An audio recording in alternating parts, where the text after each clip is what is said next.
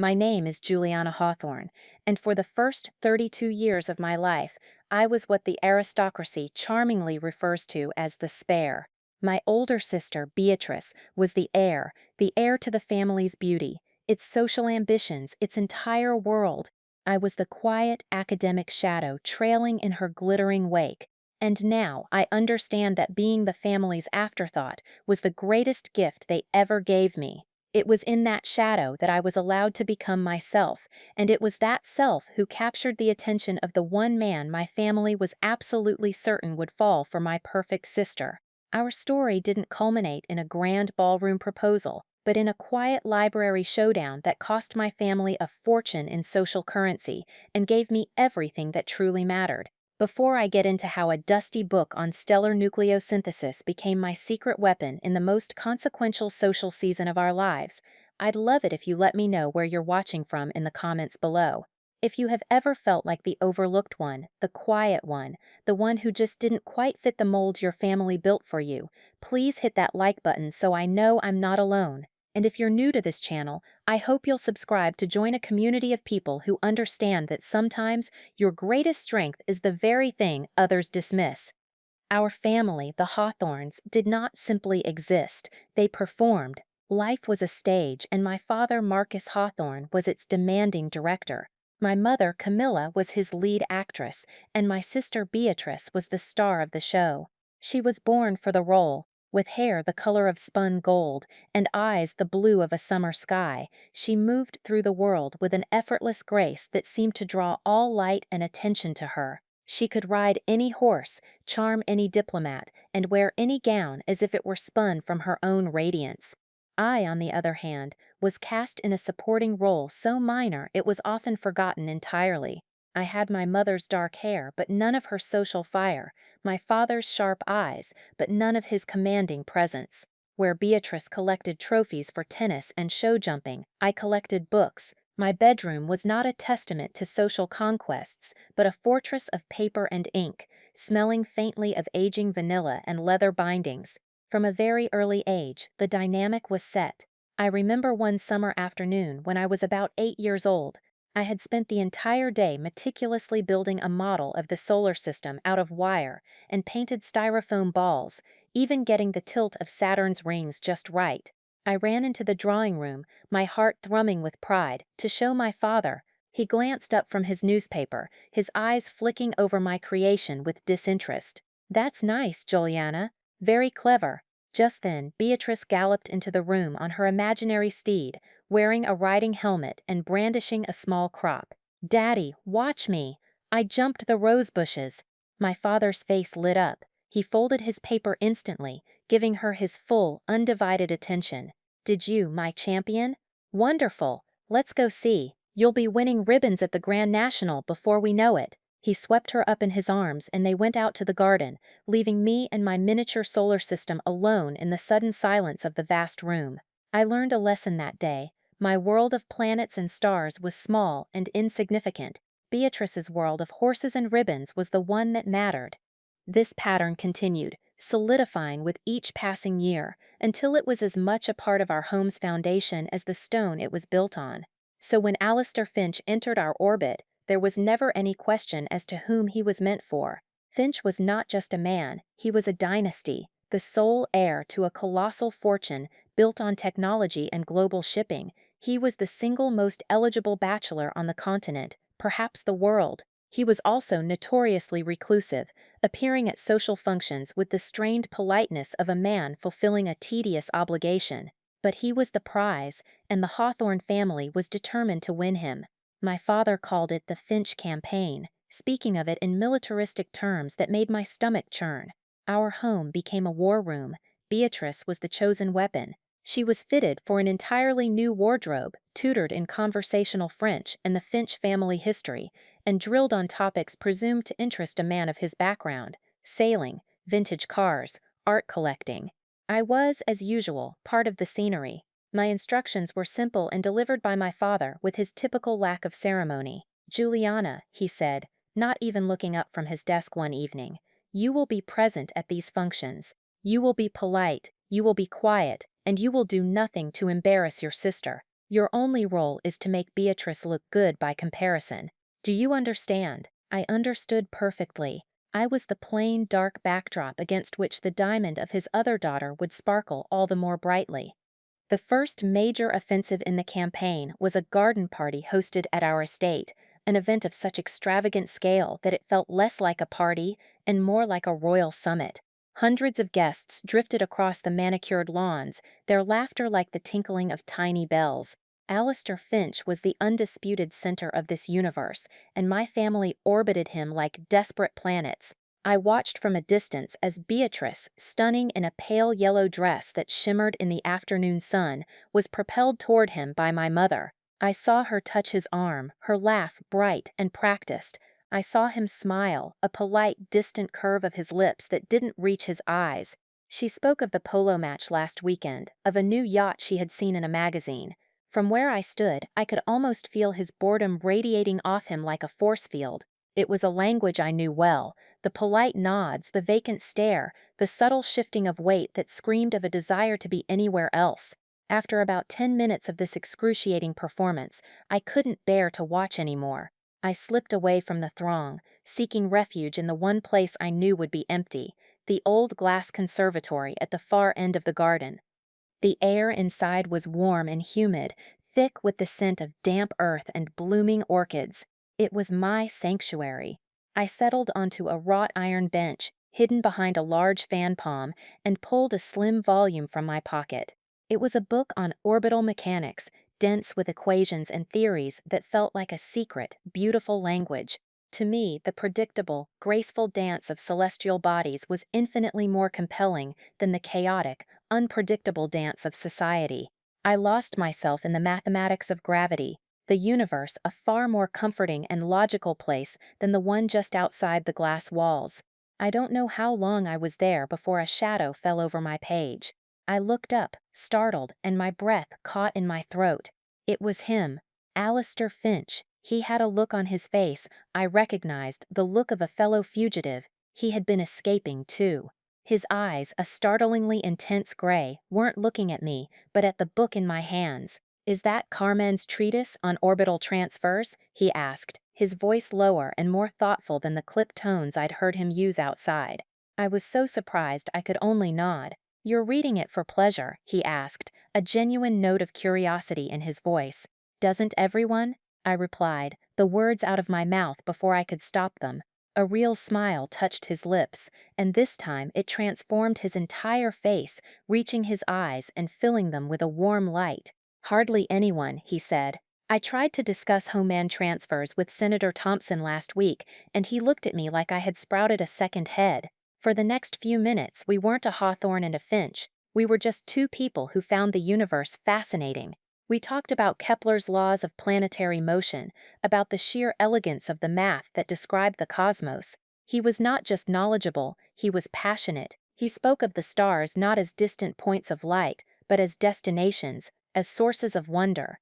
For the first time in my life, I was having a conversation with someone who spoke my language, and it was as intoxicating as wine.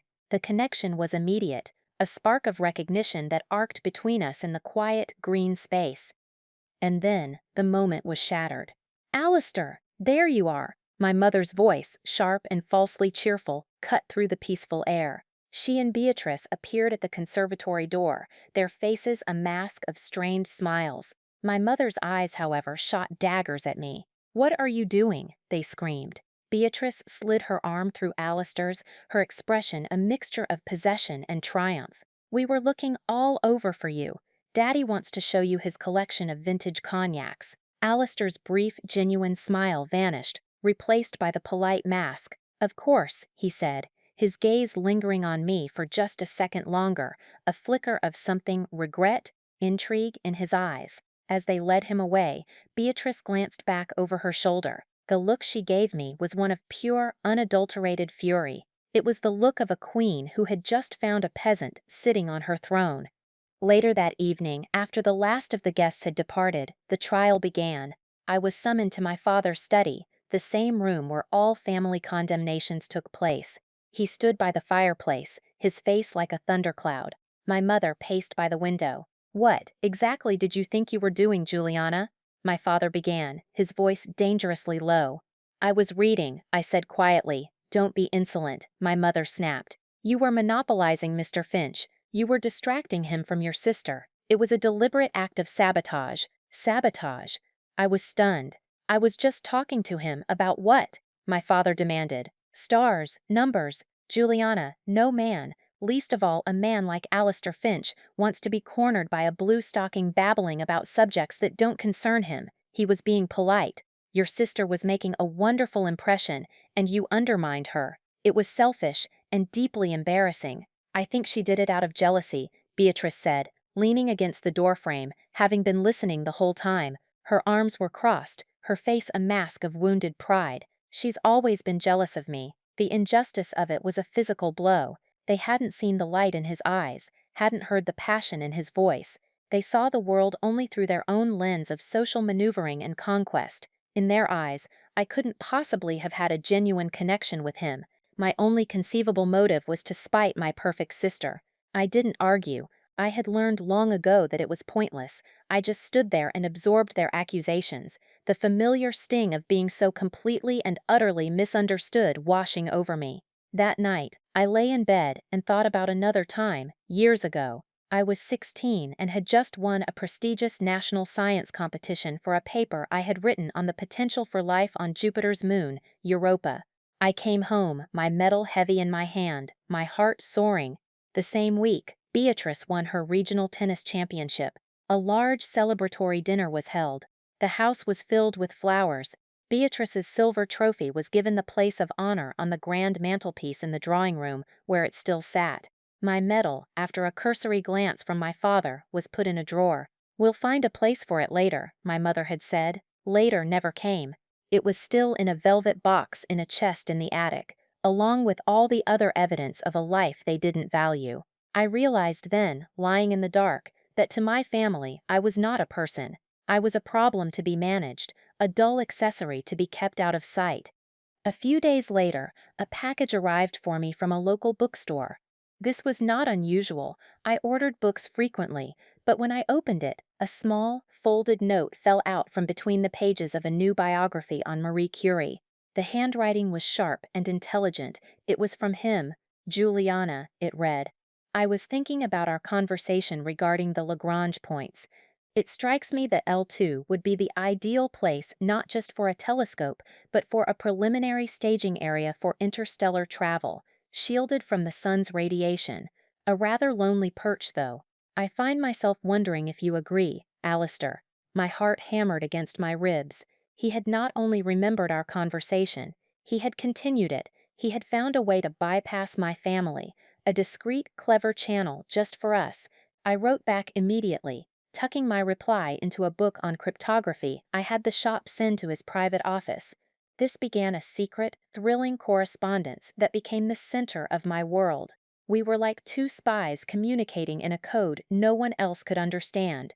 We never wrote of personal matters, of society, or of my family. We wrote of ideas.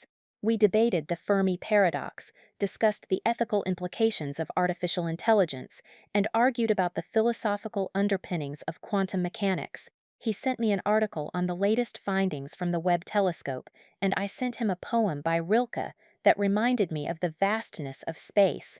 With every letter, with every book, I felt myself unfolding. He wasn't talking to Beatrice's quiet, awkward sister. He was talking to me. He saw my mind, and he found it not strange or intimidating, but interesting. For the first time in my life, I felt truly, profoundly seen, and I was beginning to suspect, with a terrifying, exhilarating flutter in my chest, that I was falling in love with a man I barely knew, a man who was supposed to be my sister's prize. The deception was a heavy weight, but the joy of our connection was a form of flight, lifting me out of the shadows and into a universe of our own making. My family, meanwhile, lived in a state of blissful ignorance. They interpreted Alistair's continued polite appearances at the same social events as a clear sign of his deepening fascination with Beatrice. He would dance his obligatory waltz with her at a ball, or exchange a few pleasantries at the opera, and my mother would return home flushed with victory. He barely spoke to anyone else, she would proclaim. He only has eyes for Beatrice. They constructed an entire romance out of thin air, weaving a tapestry of meaning from the barest threads of social courtesy. My father began talking about the union of the Hawthorne and Finch fortunes, not as a possibility, but as an impending reality. This delusion inflated Beatrice's ego to epic proportions. She had always been confident, but now she became insufferable, basking in the glory of a conquest she hadn't even realized she hadn't made. She treated me with a new kind of pitying condescension, the magnanimous queen bestowing her grace upon a lowly handmaiden. "Poor Juliana," she said to me one morning, watching me read in the garden. "Don't you ever wish you could be part of the world? It must be so lonely with just your books." I just smiled and turned a page. My world wasn't lonely at all. It was populated by the thoughts of the most brilliant man I had ever met. The disconnect between my family's reality and my own became starkly, terrifyingly clear at the annual Red Cross charity auction. It was one of the season's premier events, a glittering affair where the wealthy bid absurd sums on extravagant prizes to display both their generosity and their status. One of the final items was a magnificent Arabian stallion from a renowned royal stable. My father had been clear, this was to be Beatrice's moment. Alistair, an accomplished equestrian, would surely bid on it, and the symbolism of him winning it for Beatrice would be the public declaration everyone was waiting for. Beatrice was practically vibrating with anticipation, seated beside Alistair, her hand resting near his on the armrest. The bidding for the horse began, climbing higher and higher. Alistair made a few initial, half-hearted bids, but then fell silent, his attention seemingly elsewhere. Beatrice kept nudging him, whispering frantically, but he just gave a small shake of his head. My father, from across the table, was turning a dangerous shade of red. The horse sold to a rival industrialist, and Beatrice looked as though she might burst into tears of frustration. Just then, the auctioneer announced a special, late edition. And now, ladies and gentlemen, a truly unique item, a first edition, 1687 printing, of Sir Isaac Newton's Philosophiae Naturalis Principia Mathematica. A polite, confused ripple went through the crowd. Who would want a stuffy old book? I, on the other hand, felt a jolt, as if lightning had struck the room. I leaned forward, my hands gripping the tablecloth. The bidding started low. A few academics and collectors made modest offers. Then, a new voice cut through the air, calm and clear. 100,000, Alistair said. The room went silent. Beatrice stared at him, her mouth agape. He ignored her, his eyes fixed on the auctioneer. Another bidder, a collector from overseas on the phone, raised him. Alistair countered immediately, and so it began. A fierce, rapid-fire bidding war erupted, not over a horse or a diamond necklace, but over 3 centuries of scientific thought bound in leather. The numbers climbed to staggering heights. My father looked apoplectic. This was not part of the plan. Finally, the overseas bidder faltered. "Sold," the auctioneer cried, his hammer falling with a crack that echoed in the stunned silence. "To Mr. Alistair Finch." A smattering of confused applause broke out. As it died down, Alistair's eyes scanned the room. They moved past my fuming father, past my bewildered mother, past his furious seatmate, and they found me. Across the sea of tables and glittering jewels, his gaze locked with mine. He gave a tiny, almost imperceptible nod, a secret acknowledgement that was just for me. My heart felt like it was going to beat its way out of my chest. In that moment, he had chosen ideas over image, substance over show. He had chosen my world over theirs. Beatrice, recovering from her shock, turned her confusion into petulant rage. "A book," she said, her voice loud enough for the whole table to hear. "You spent all that money on a boring, dusty old book? What on earth for?"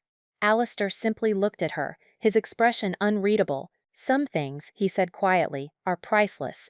The book deliveries continued, facilitated by our family's butler, Mr. Hemlock, a quiet, dignified man who had been with us since before I was born. He saw everything and said nothing, but I began to notice a subtle shift in his demeanor towards me. When he brought me a package, his eyes would hold a glimmer of warmth, of what looked like approval. One afternoon, as he handed me a book, he said, his voice a low murmur, "Knowledge is a treasure no one can take from you, Miss Juliana. It is a finer thing than any horse or trophy." It was a small thing, but it meant the world to me. It was a single note of validation in a symphony of dismissal. A week after the auction, a different kind of note arrived. It was more direct. The university's geology museum. Thursday, 2 o'clock. I'd like to show you a fascinating collection of meteorites. It wasn't a question, it was a summons. I was terrified. Corresponding in secret was one thing, meeting in public was a risk of a different magnitude. But I knew I had to go. I told my family I was going to the library for research, an excuse they accepted without a second thought. The museum was cool and quiet, the halls filled with the silent, ancient history of the Earth. I found him in the meteorite exhibit, standing before a massive, pitted chunk of iron that had fallen from the sky thousands of years ago. He turned as I approached, and the smile that greeted me was real and unguarded. "I'm so glad you came," he said. We walked through the exhibits for hours, our conversation flowing as effortlessly as it did in our letters. But this was different. This was real. I could see the way his eyes lit up when he talked about the composition of chondrites, the way he gestured with his hands to explain the forces of an impact crater. He wasn't just a name on a page anymore, he was a living, breathing person, and the connection I felt to him was overwhelming. At one point, we sat on a bench in a quiet hall of fossils. "You have no idea," he said, looking at me with an intensity that made it hard to breathe, "how utterly stifling my life is. It's a performance from morning till night. Everyone I meet wants something from me, my money, my name, my influence. They don't see me, they see a symbol." He paused, his gaze softening. "When I talk to you, I feel real. You're a lifeline of genuine thought in an ocean of pleasantries. I feel like I can breathe." His confession opened a door inside me, and I found myself telling him things I had never told anyone. I told him about the science metal in the attic, about the constant grinding feeling of being invisible in my own home. He listened without judgment, his gray eyes full of a deep, startling empathy. "They're blind," he said simply when I finished. "They have a star in their house, and all they can see is a candle." Before we parted ways, he took my hand. His touch was warm and firm, and it sent a shock wave through me. "Juliana," he said, his voice serious, whatever this is between us, it's important to me, more important than you can imagine." I walked home in a daze, my heart a tangle of joy and fear. This was no longer just an intellectual flirtation, it was something deep and real and utterly impossible. The impossibility of it all came crashing down on me a few weeks later. My father summoned Beatrice and me to his study. He was beaming, a rare and unsettling sight. "Girls, I have wonderful news. We will be hosting a grand ball at the end of the month. It will be the event of the season, in honor of our dear friend Alistair Finch." My stomach plummeted. My mother clapped her hands in delight. "Oh, Marcus, it's perfect. A perfect venue for a perfect announcement." Beatrice preened, already imagining the headlines. My father turned to me, his smile tightening slightly. He waited until Beatrice and my mother had left the room before he spoke. "Juliana," he said, his voice dropping to a conspiratorial whisper, "this is it. This is the culmination of all our efforts. I have it on good authority that this will be the night Alistair makes his intentions known. This will be the night he proposes to your sister." He put a heavy hand on my shoulder. "I'm counting on you. Stay in the background, be invisible. Do not, under any circumstances, ruin this for your sister. This alliance will secure our family for generations. Everything depends on it." He was looking at me, but he wasn't seeing me. He was seeing a potential obstacle, a loose cog in his grand machine. He was asking me not just to be silent, but to be complicit in the erasure of my own heart. The weight of his words, of his expectations, was crushing. This wasn't just another party. It was to be the stage for my own personal execution, and he expected me to quietly hand the executioner his axe. The night of the ball arrived like a death sentence. The Hawthorne estate was transformed into a fairy tale palace, dripping with crystal chandeliers and drowning in a sea of white roses. Hundreds of guests, the absolute pinnacle of society, moved through the rooms like characters in a lavish play. Beatrice was the undisputed star. She wore a gown of silver silk that seemed to be woven from moonlight itself. Her hair was swept up in an intricate cascade of golden curls, and diamonds glittered at her throat and ears. She looked like a goddess descended from Olympus, radiant and untouchable. When she made her entrance on our father's arm, A hushed awe fell over the ballroom. She was victory personified. I, by contrast, felt like a ghost haunting the edges of the celebration.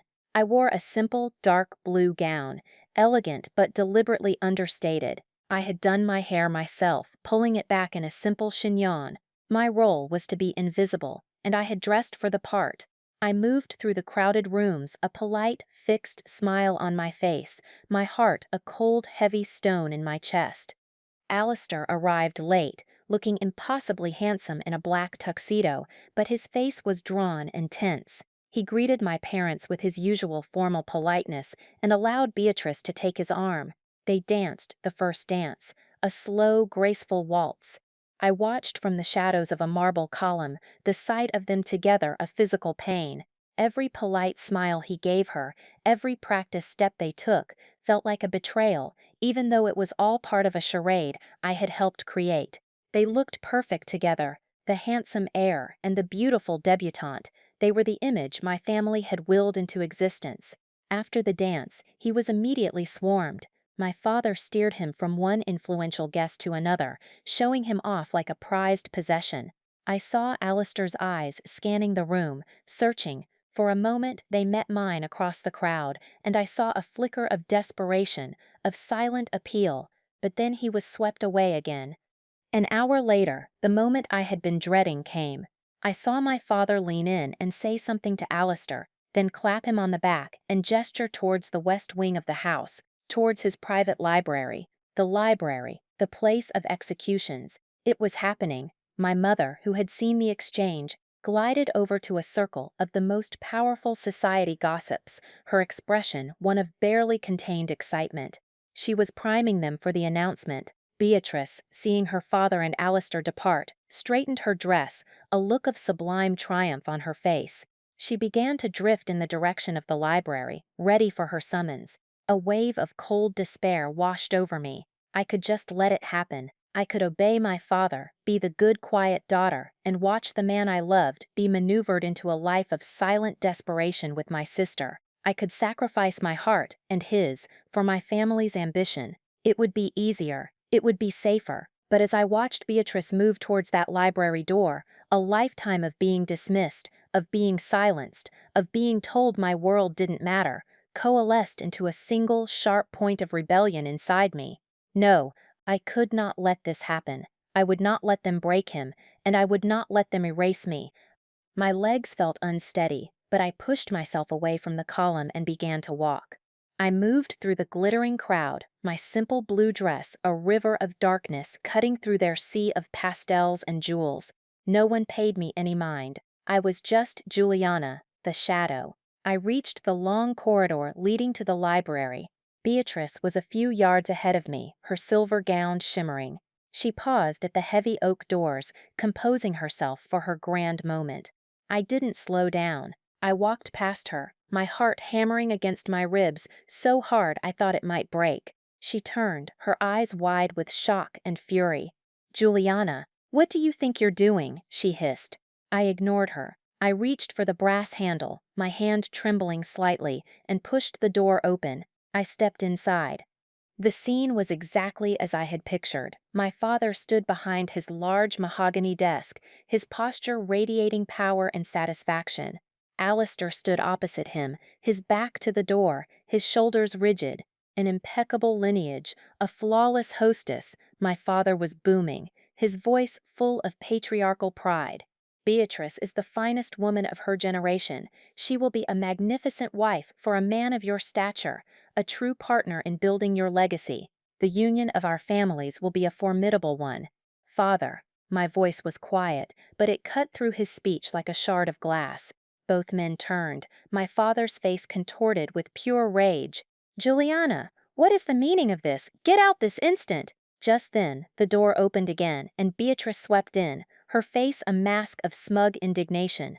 "See, father? I told you she was jealous. She can't stand it. She has to ruin my moment." She looked at Alistair, her expression softening into one of pity for him, for having to witness my pathetic outburst. "I'm so sorry you have to see this, Alistair. My sister is difficult."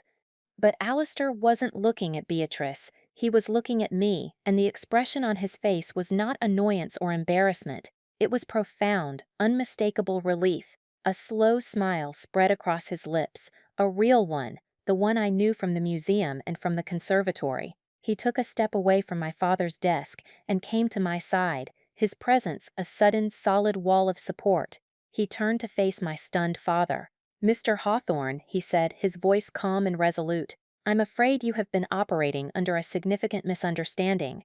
I have the utmost respect for Beatrice. She is a lovely woman, but my affections, and indeed my intentions, are not for her." He paused, letting the words hang in the silent, suffocating air of the room. Then he looked at me. "They are for your other daughter." My father stared, his jaw slack, his face draining of all color. Beatrice let out a small, strangled gasp, as if he had struck her. Alistair's gaze did not waver from my father's. "It is Juliana I wish to court. With your permission, of course," he added, a slight ironic edge to his voice.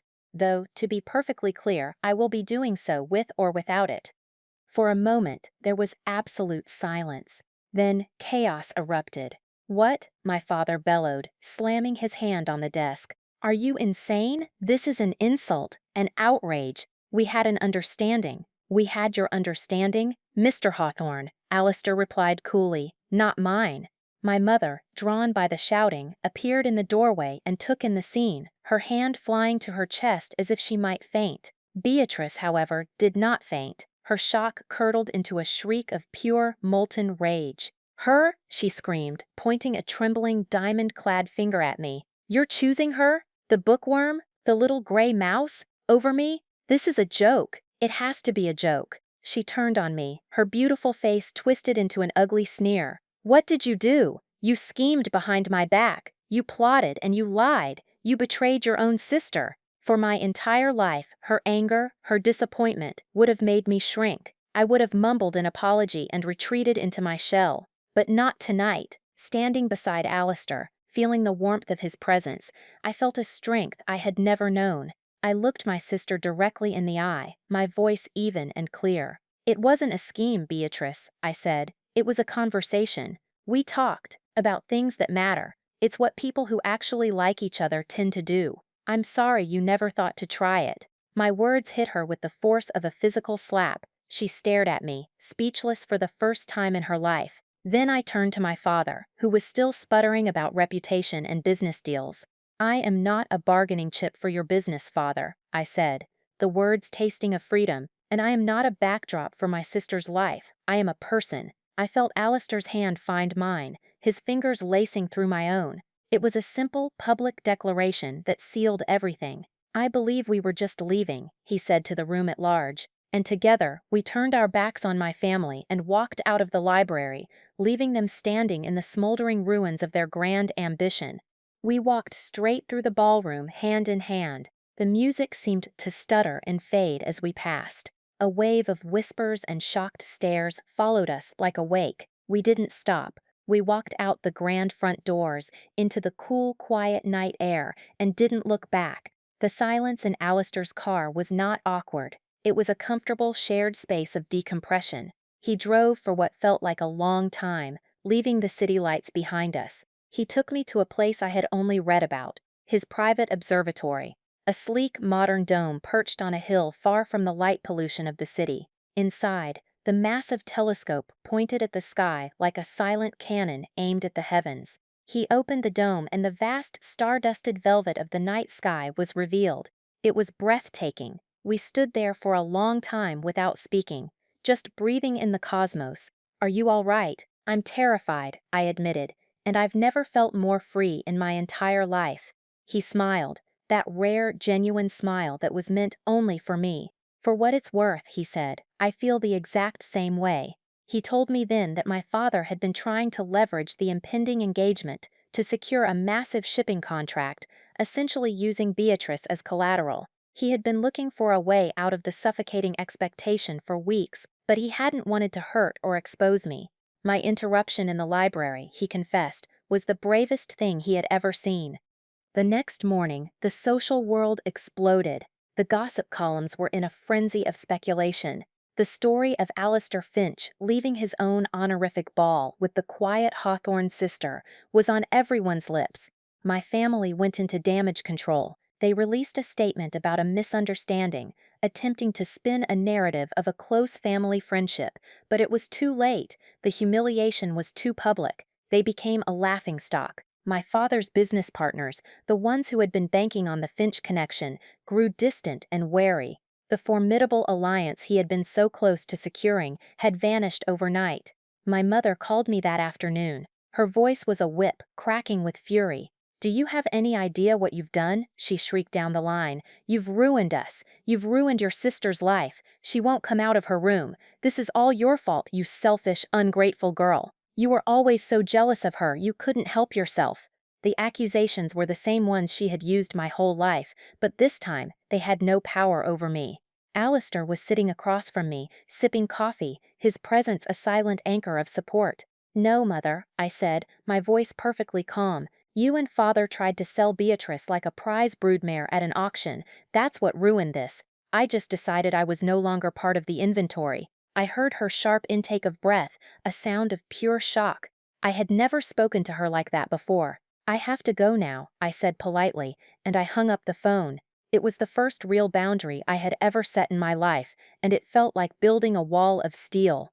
Beatrice, as my mother said, had locked herself in her room. When she finally emerged days later, she was a different person. The radiant confidence was gone, replaced by a brittle, bitter anger. Her entire identity had been built on being the prize, the winner, the star. Now that the ultimate prize had chosen someone else, had chosen me, her world had shattered. She refused to see me, refused to even say my name. The wound was too deep, the humiliation too profound for any quick or easy reconciliation. The chasm that had always existed between us had become an impassable canyon. A year can change everything. A year after the disastrous ball, Alistair and I were married in a small private ceremony at the observatory with only a few close friends and his family in attendance. My family was not invited. We built a life together that was quiet, profound, and a million miles away from the society pages my parents still obsessively read. Our world was one of ideas and discovery. We established a foundation to fund promising young scientists and philosophers. We traveled not to exclusive resorts, but to astronomical conferences and archaeological digs. I enrolled in a doctoral program for astrophysics, and Alistair, freed from the social obligations he loathed, threw himself into developing new propulsion technologies. I was no longer Juliana Hawthorne, the spare. I was Dr. Hawthorne Finch, a respected researcher, a published author, a partner, a wife. I was, finally and completely, myself.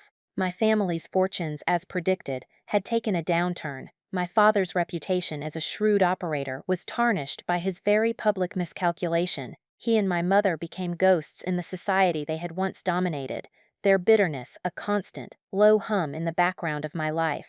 They made occasional clumsy attempts to reconnect, their motives transparently financial. Alistair was now their only link to the level of wealth and influence they craved. I maintained a polite but very firm distance. The relationship was irrevocably broken, and I refused to let them use me as a bridge back to a world I had no desire to re-enter. Beatrice's journey was the most difficult. Stripped of the identity that had been handed to her, she was forced, for the first time in her life, to build one for herself.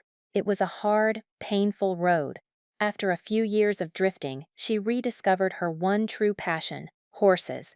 Not as a way to win ribbons or impress suitors, but for the love of the animals themselves.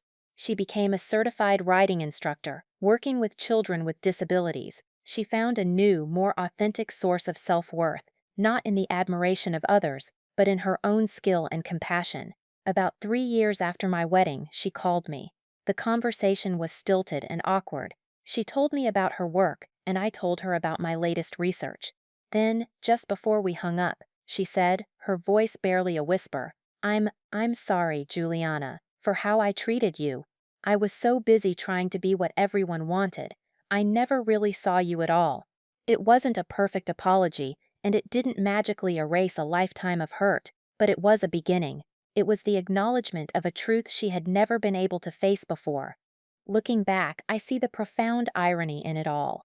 My family's single-minded focus on Beatrice, their constant dismissal of me, was the very thing that allowed me to flourish. While Beatrice was being sculpted and polished into the perfect social ornament, I was left alone in the shadows with my books and my thoughts. They were so busy trying to make her shine, they never noticed I was quietly becoming a star.